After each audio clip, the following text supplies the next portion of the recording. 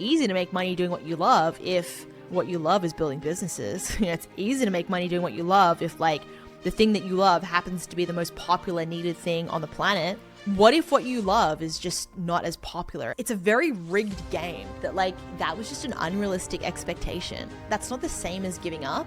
What we need to do is find the middle ground where we first become aware that this is an ideology that we've bought into and that is optional. We want to really redefine how we measure our success. We want to really define how we measure our worth, but we also want to make sure that we just feel fulfilled. And so we want to really take note of these little traps that we can fall into and then often end up feeling really disappointed. Money and fulfillment, these are not two things that are necessarily inextricably linked. Welcome to the Modern Advice Podcast. I am your host, Phoebe Kuhn, and today I want to share with you some insight from a conversation that I had with a friend of mine the other day that I think is so insanely valuable for our generation and I think the next generation, because I know that this has been a perpetual challenge for me and something that I have come to terms with more so in the last year or so. We're going to talk about making money doing what you love. So, if you are a millennial like myself, your parents, maybe from the boomer generation, our parents were like, you need to just do what needs to be done in order to survive. Unless you came from a very privileged family and you had the luxuries of having money already, and then you could kind of just do what you wanted, right? But then that's a different narrative. So really, our generation as millennials was sort of the first generation where people started to diverge these two concepts of fulfillment or purpose with how we make a living and provide financially and create resources for ourselves and our families. And so what's happened over time, over the last 10, 15 years in particular, is this way that we look at things has become one. It's become messy. It's become very gray and murky, where most people, or maybe not most, just a lot of people, definitely in my circles anyway, have this expectation that we should be able to make money doing what we love. We should be able to become enormously wealthy and successful from our innate purpose. And that is a narrative that I think has created a lot of feelings of failure for so many of us, because there is this implicit, well, if you haven't been able to make money doing what you really love, if you haven't been able to make your purpose your career, then why haven't you been able to do that? You're a failure. So I guess maybe you're just not trying hard enough, or maybe you just haven't figured it out yet. And then that leads to so many people feeling like there's something fundamentally wrong with them. Why haven't I been able to figure this out yet? Why am I broken? And I'm here today to really shine a magnifying glass on this whole construct. And I want to introduce a concept. And the concept is called authentic money, which is very interesting. But I want to play with these two things today because, I was stuck in this trap for a very long time. And, we see a lot of propaganda for this type of do what you love, and I call it propaganda, but it's just messaging in the mainstream, right? It's just a lot of very popularized messaging where people, WeWork was a really big part of this, do what you love. But then it's okay, WeWork, So, but that was written on every mug. I remember because I used to drink the mugs and I'd be like, yeah, woohoo, I'm so drinking this Kool-Aid of WeWork and the messaging. But ultimately, when we buy into this idea that is the way that it should be and the way that it ought to be, and this is our birthright, and this is possible for everybody, what we're also doing at the same time simultaneously is when we buy into that ideology, we are also setting ourselves up to achieve something, and we enter into a dynamic that says, well, I'm either accomplishing this or I'm not. And if I'm accomplishing it, then I'm a winner, or I'm good enough, or I'm accepted, or I'm worthy. And if I'm not, then why aren't I doing it? And I don't think many people have really challenged the ideology in the first place. Everyone's just like, yeah, it sounds fucking great. Do what you love. Yeah, man, like totally. But the reality is that what if your purpose, or what if what you love is like so random? And what if it's just, not something that has like mass adoption, right? It's like, it's easy to make money doing what you love if what you love is building businesses. It's easy to make money doing what you love if like the thing that you love happens to be the most popular needed thing on the planet, right? Like, what if what you love is software engineering? It's like, okay, well, that's pretty fucking easy, right? What if you just love writing code? And then it's like, okay, well, the logic that says that, you are more worthwhile, or like, you're successful if you do this. Do you see how the logic is so flawed? Because what if what you love is just not as popular? It's just not as mainstream. It's not as needed in the fabric of how our free market capitalist society is set up. There are certain skills that are just more needed because of the way that we do things. It's like, well, if you love farming, then you're pretty lucky, right? But if you love being a circus acrobat, it's like, well, there's only a certain number of people that go and see the circus every, probably few years. When was the last time you went to go see the circus? And then it's like, okay, how many people want to be an acrobat? And then it's like, okay, like how much money do acrobats make? And then it's like, how many jobs are there as acrobats in traveling circuses? And then it's just like a game of like maths and probability where the odds are either stacked really heavily against you or they're really stacked heavily in your favor. So it's a very rigged game is what I'm saying. And so if you are comparing your fundamental ability to make money doing all you love to somebody else's, then you're setting yourself up for failure the moment that you do that. So why are we doing that? Let's stop doing that. It's silly, And I think like I really bought into this for such a long time where I was like, why can't I make money doing what I love? Like, I want to be able to just make money as a writer. And it was only recently, if you listen to my episode on my pivot and like why I'm starting again and my realizations with like magic and creativity, that like that was just an unrealistic expectation, and that's not the same as giving up. Giving up is like, oh, I'm just not going to pursue this thing anymore. It's like, no, what we need to do is find the middle ground where we first become aware that this is an ideology that we've bought into and that is optional. And the consequence of buying into this ideology is that, you enter into this mindset of like, well, if I'm not doing this, then I'm that, right? It's like if then. Whereas, we want to really redefine like how we measure our success. We want to really define how we measure our worth, but we also want to make sure that we just feel fulfilled, right? And so we want to really take note of these little traps that we can fall into and then often end up feeling really disappointed. And so something that I've realized is that one of the biggest traps is having a very idealistic mindset or having very unrealistic expectations. And then going, well, hold on, like where did those expectations even come from?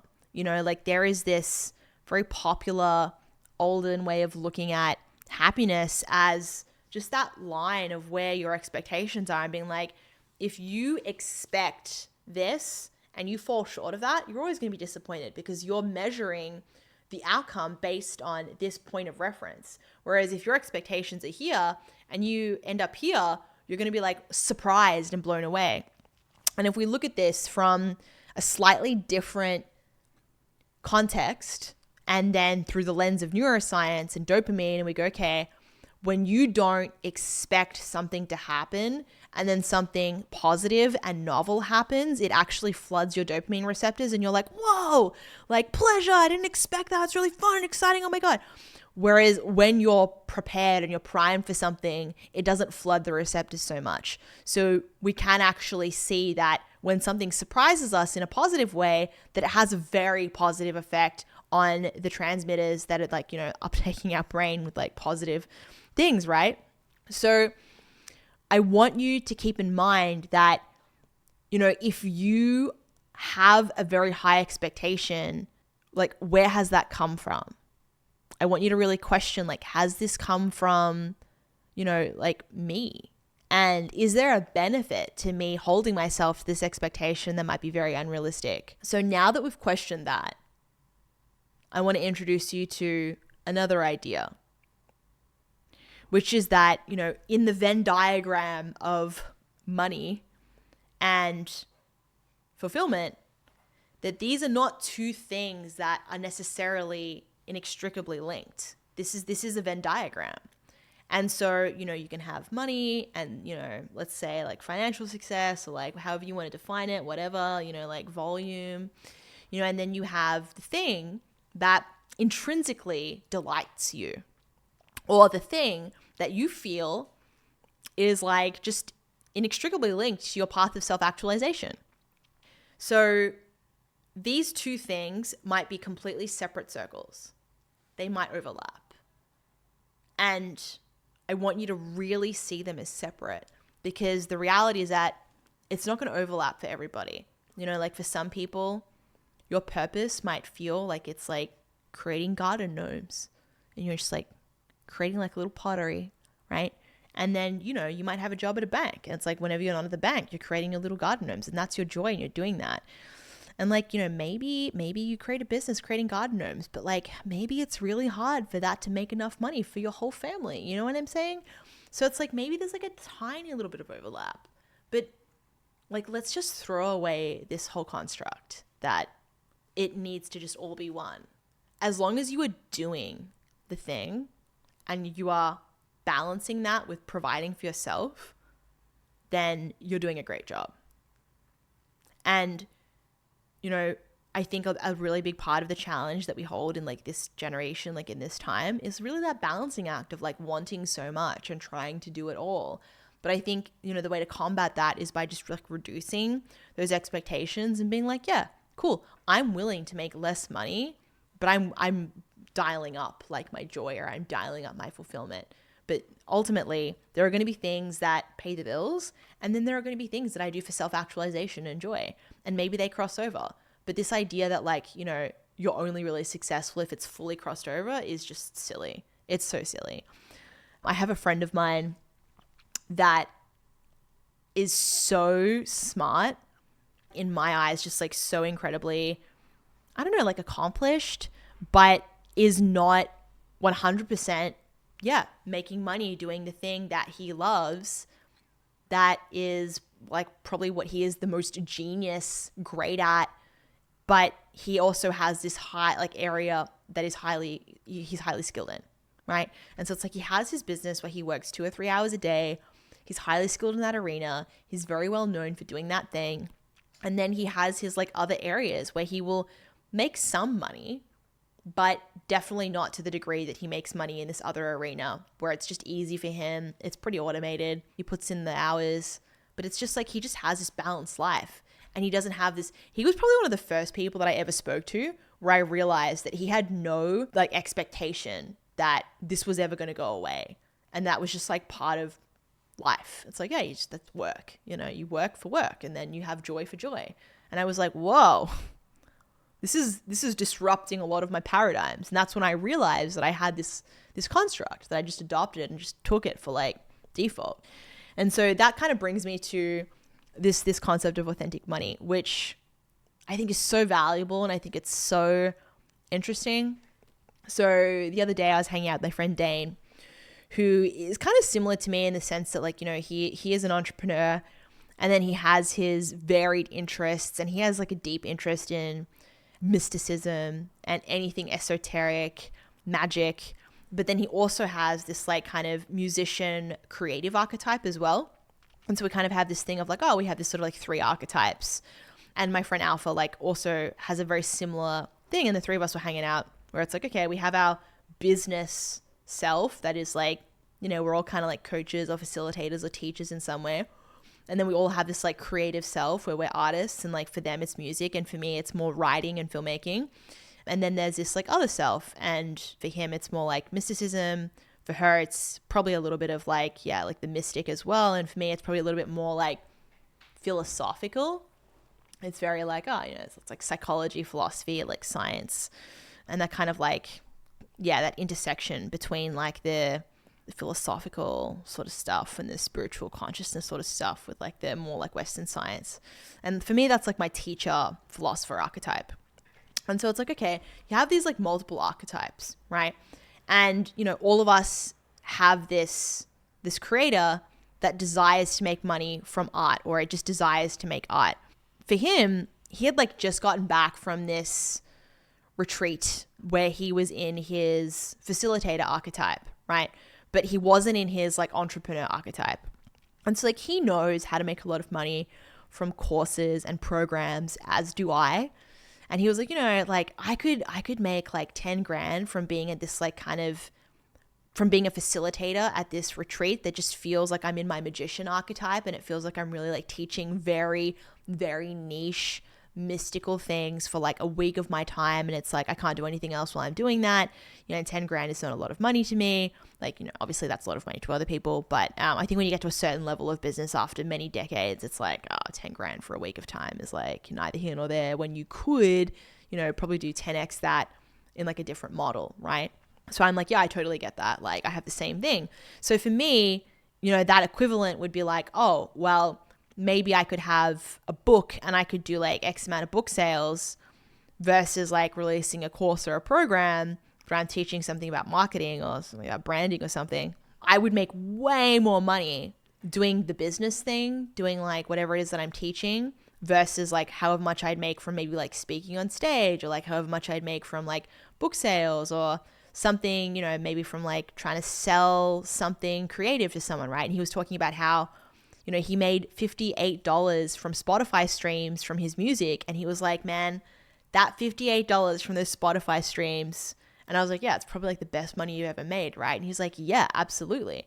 And so it's like we can see these different, like, let's say, I don't want to use the word tiers, but for lack of a better word, let's just say these different tiers of money, where it's like, you have the music streams, you have like the, let's say, magician money, where you're like teaching magic or whatever. And then you have your like kind of mainstream entrepreneurial money, right? Or like more like, business oriented money.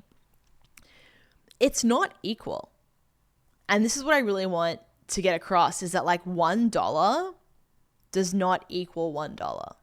When you are doing something that feels so like close to like why you're here, where it feels like it's like the truest, most authentic expression of yourself and your being. And you're just, there's so much emotion anchored to that, and you're really purely like, I don't care if there's anything that comes from this, like I just desire to do it, right? Or maybe it's a painting, where it's like you're creating a song, you're creating a film. You would do that regardless. Like you actually pour money into that. You're like, I pay to create this. It's same with those retreats, right? It's like you pay to be a guest of those retreats. And when that flips around and you become like a facilitator of those retreats, and it's like very prestigious and very renowned, and it's like, it's a lot of people want that role, but you get to be like that person. It becomes this like very incredible moment for you. Like making a song, putting it on Spotify, and then actually getting paid for streams, even if it's like 5 cents. It's like, oh my gosh, like people are listening to my thing that I created. People are like looking at my art. They're listening to my art. They're reading my art. You might make 1/100th of what you would make somewhere else, but that money in the cents, in the low dollars, is going to feel so much more. And like I've had this thought, like I would rather make $100,000 as a writer than like $1 million as like a course creator or whatever, like a coach or something. It just feels different. And so not all money is equal. There is money that is like easier to make, that's just more functional. And then there's money that feels like it's just so special. I want to question this. because our habits around how we spend also adjust and change based on what we have. Like you've probably heard of Parkinson's law. Parkinson's law is when our expenses, or like what we do, shrinks or expands in proportion to what is available. So it's like all of a sudden, if you have more money, if you start making more money, you're going to start spending more, and it's, your expenses expand to what you have. And you're like, oh, it's so weird. Why am I not saving more? And it's like because of Parkinson's law, right? So I want to take that principle and I want to apply it here and say that if you start making less money, but it's more authentic money, you won't have the desire to spend as much as you do if you're making less authentic money. My hypothesis here is that when money is very easy to make, or when it comes through an avenue that's like just less, exciting and special, for example, maybe it comes passively through stocks or real estate, or like, whatever, like you won it in the lottery. It's not special, right? Like when you do something that's so salient to you to earn that money, it's so special that you actually kind of almost create an energy that feeds you. When you just receive money, you just like cycle it. You spend it, like whatever. It just becomes this arbitrary thing. There's nothing necessarily anchored to it. And so you kind of just depart from it in a very easy way. And so my hypothesis is that like when we make a lot, but it's less authentic, we end up spending more. And when we make less, but it's more authentic, we don't have that same need or compulsion to spend more. It's almost like we don't need to consume or acquire as many things because there's this like inner feeling of like contentment and fulfillment. And so really, I kind of just introduced these two separate concepts, right? And they almost, in a way, feel like they're at odds because I'm almost sort of simultaneously saying, hey, like you don't need to make money doing what you love. But then I'm also saying, but if you do, it's going to feel so fucking great. And I want to just bring in those kind of, they're not exactly polarizing statements or like expressions, but it's just like bringing in this very like holistic way of looking at how you make money and just being really aware that, again, there's no one way. Like you don't have to make money doing what you love. Like it's just like it's honestly a privilege. I feel like if you get to do that, like you're really lucky. And I really don't want you to beat yourself up if that's just like not happening for you right now. Like, to be honest with you, like, some of my most successful friends don't have that. And I really don't know many people that have that. And I know a lot of people. Like I really like have a very big network. It's very rare, like not everyone is going to get to be Taylor Swift or Beyonce. Not everyone is going to get to be Quentin Tarantino or, like whoever your favorite comedian is. Like if you actually get to live that, like it's like, less than like 0.01% of the population, I reckon, maybe even less, to be honest.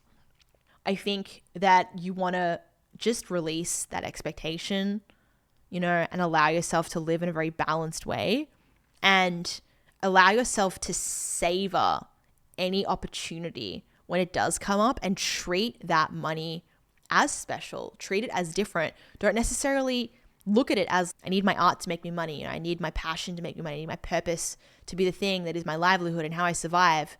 Just allow the exchange that you get that is special from that sacred thing to be its own sacred thing. And there are no rules to this thing. So if you are on a trajectory of feeling like you want to somehow make your purpose or your passion your whole way of, providing for yourself, I'm letting you off the hook right now and saying like, you can simultaneously provide for yourself while pursuing the development and mastery of your purpose and your actualization. And maybe you could feel deep joy and fulfillment and presence in this moment by letting go of this hamster wheel that you might be on for the rest of your life. You don't need to do that. We can let go of that. Because the ultimate game is really just being here now. And I think that misperception of the Venn diagram is a trap that prevents us from being here now. So that was an insight that I thought would be really valuable to share with you today. I hope it was. If you have any questions about work, purpose, your North Node in astrology, your destiny, thoughts or questions about what to do with your life, how to dedicate your life to something meaningful, how to make money from your art, from anything, don't forget to send a voice memo through to Phoebe@modernadvicepodcast.com. and send something through for our Ask Phoebe segment. I look forward to giving you some advice and serving you, my dear community. That's all for today, and I'll see you in the next episode.